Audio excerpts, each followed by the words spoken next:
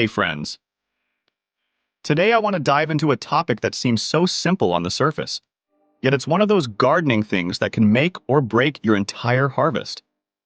I'm talking about garlic. Yep, plain old garlic. I know, right? It's something every gardener grows, something every kitchen needs. I mean, think about it. Garlic goes in soups, sauces, pickles, marinades, meat dishes, even salad dressings. It's one of those plants that feels almost essential, both in the garden and in the kitchen.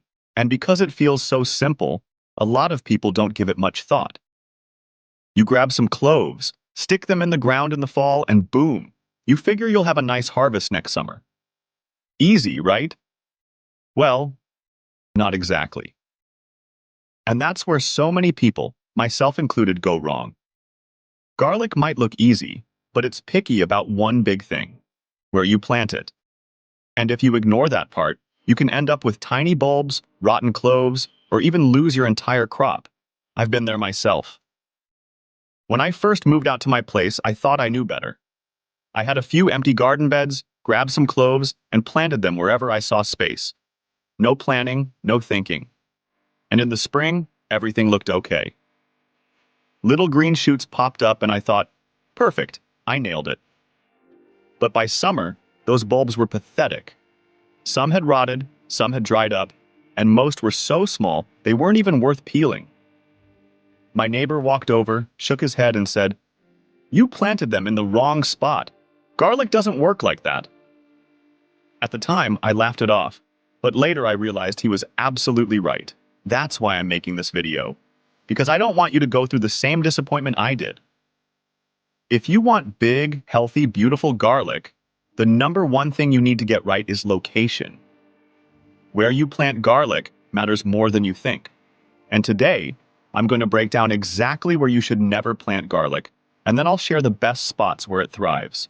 Stick around, because this is the kind of knowledge that can literally double your harvest. And hey, before we get into it, if you've ever made mistakes with garlic, let me know in the comments. I guarantee we've all done it at some point, and sharing those stories helps other gardeners too. All right, let's start with the biggest mistake of all: planting garlic after garlic. I know it's tempting. You had garlic in one bed last year. It's empty now, so you think, why not? Garlic grew there before, it'll grow again. But here's the thing. Garlic is brutal on the soil. It pulls out nutrients like crazy, especially the stuff it needs most for bulb growth.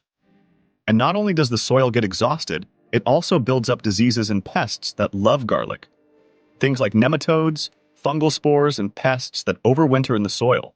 They're all waiting for you to plant garlic in the same spot again. And if you do, you're basically serving it up on a silver platter. The result? Smaller bulbs every year, more disease pressure, and eventually a completely failed harvest. If you take only one thing from this video, let it be this: never plant garlic in the same spot 2 years in a row. It's just not worth it. Rotate your beds. Give the soil a break. Now let's move on to mistake number 2: planting garlic after root crops. Carrots, beets, potatoes, they might seem harmless, but these crops are soil vampires. They strip out potassium and phosphorus, which are exactly what garlic needs to size up its bulbs. Potatoes in particular are some of the worst. You might think, hey, the bed's empty, let's use it. But after potatoes, garlic almost always ends up stunted.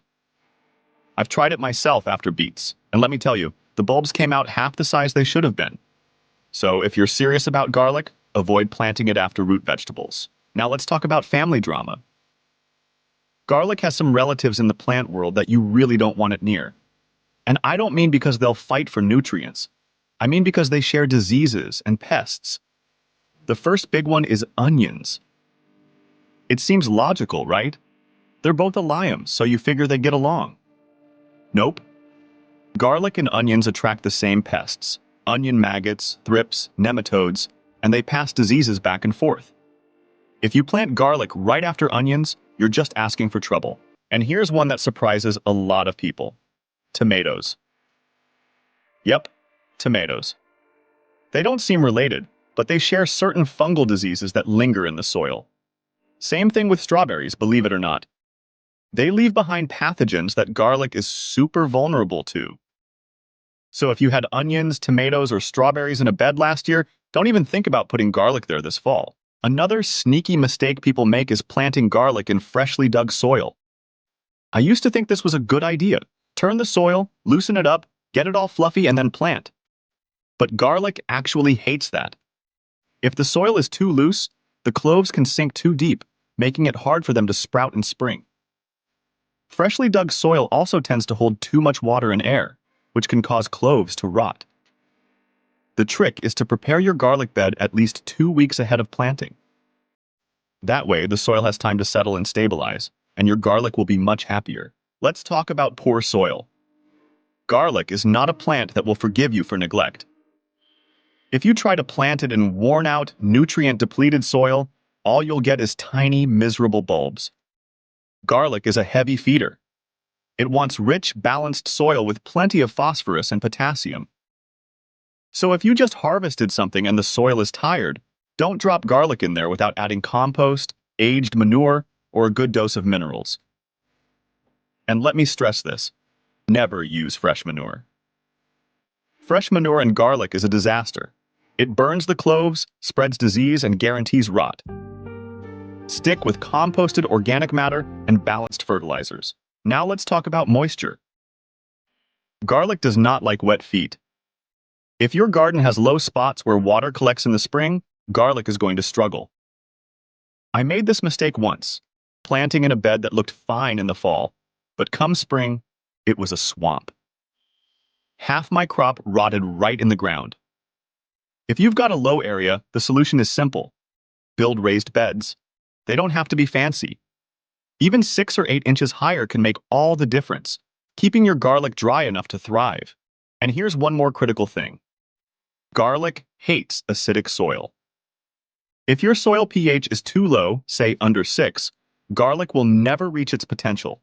It'll get sick, stay small, and struggle all season long. Garlic prefers soil that's neutral to slightly acidic, around 6.5 to 7. So test your soil.